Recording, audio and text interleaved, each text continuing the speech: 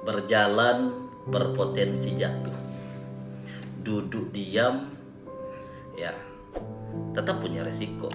Tetapi yang berjalan itu ya resikonya lebih besar, sehingga akhirnya potensi untuk bertumbuhnya juga jauh lebih besar. Mencoba berpotensi gagal. Tidak mencoba sudah pasti gagal. Mencoba ya ada potensi untuk ditolak, tetapi tidak mencoba sudah pasti ya tidak ada keberuntungan.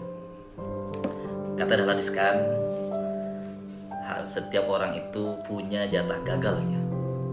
Maka habiskanlah gagal di usia muda. Semakin cepat kita merasakan kegagalan, ya semakin cepat juga kita berhasil. Karena ya sayogianya kegagalan itu bukan membuat kita itu jatuh, tetapi membuat kita semakin kuat. Kita belajar dari kegagalan itu. Nah, maka teman-teman semuanya, ya di zaman yang begitu dinamis sekarang, kita tidak bisa pungkiri begitu banyak sekarang yang frustasi. Bagaimana bang sikap kita yang saat ini masih ya harus menjalani hidup?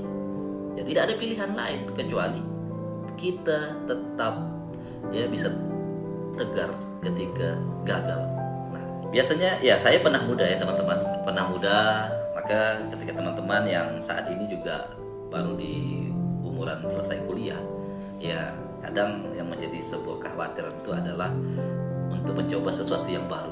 Karena kalau gagal ya overthinking yang terjadi. Nah, maka apa pesan saya? Yang saya mungkin sudah lebih dulu dari teman-teman, ya gagal itu kawan-kawan bukan sesuatu yang harus ditakutkan, tapi justru kita bisa belajar banyak dari hal kegagalan itu. Nah, maka kalau saya pribadi punya rumus itu, guru terbaik itu bukan pengalaman, tetapi guru terbaik adalah pengalaman orang lain. Kalau pengalaman kita harus menghabiskan waktu ya untuk gagal dulu baru belajar. Tapi kalau belajar dari orang lain, kita ambil yang baik-baiknya, yang gagal-gagalnya kita tinggalkan. Nah, maka rumus yang pertama ketika kita supaya tetap bisa bangkit, tetap tegar dalam menghadapi kegagalan, yang pertama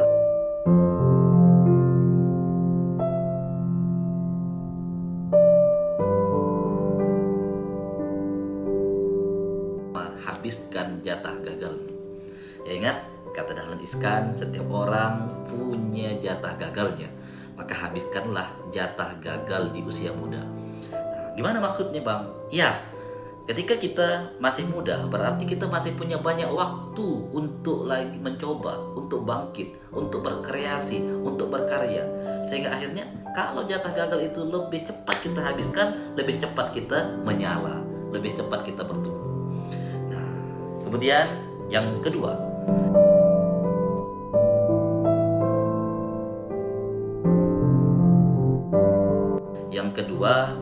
bahkan saya dapat materi di dalam dunia penjualan, gitu ya. Ya ada namanya terapi kegagalan. Ya kalau Anda mau menjadi penjual yang expert, minimal harus pernah ditolak 100 kali. Kadang orang ketika ditolak ya sudah, dia kecewa, dia patah semangat gitu. Nah, tapi teman-teman, ya ketika kita pernah ditolak, kita akan berpikir gimana caranya ya supaya tidak ditolak.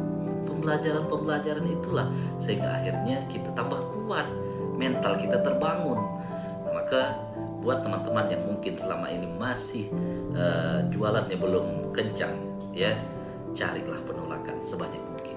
Ketika Anda semakin banyak ditolak, semakin besar peluang juga untuk closingnya, semakin besar untuk diterima. Oke, jadi yang pertama tadi habiskan jatah gagalmu. Yang kedua ya terapi kegagalan untuk mempenguatkan mental. Kemudian yang ketiga,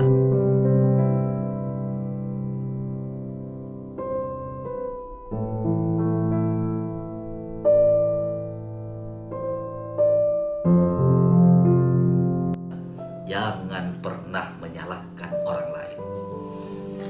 Ketika ya kita masih menyalahkan orang lain, kita masih butuh belajar. Tapi ketika ya Anda menyalahkan diri sendiri, berarti Anda sudah mulai belajar. Tapi ketika sudah tidak menyalahkan siapapun, belajarnya sudah selesai. Artinya apa, teman-teman? Ya, Allah itu tidak pernah menzolimi hambanya.